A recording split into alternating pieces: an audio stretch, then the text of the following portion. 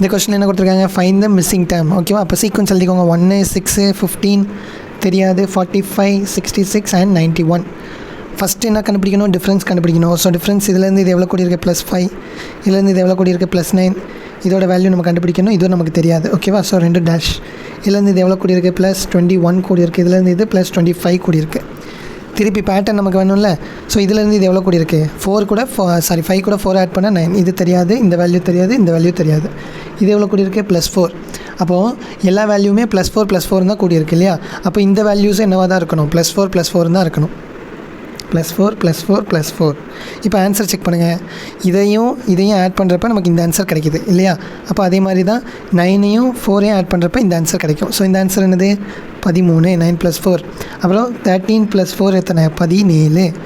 அப்புறம் 17 + 4 21. கரெக்டாக வருது. ஓகேவா, இதே மாதிரி மேலேயும் கரெக்டாக வருதுன்னு செக் பண்ணிட்டோம் அப்படின்னா நம்ம ஆன்சர் கரெக்டு. 15 + 13 ஆன்சர் என்னது, 28. 28 + 17 என்ன வருது, 45 வருது. ஸோ நம்மளோட ஆன்சர் கரெக்டு. ஓகேவா, ஸோ ஃபைனல் ஆன்சர் என்னது, ஆன்சர் இஸ் 28. இதே மாதிரி இந்த சம்முக்கான ஆன்சரை கமெண்ட் பண்ணுங்கள். ஓகேவா, தேங்க்யூ.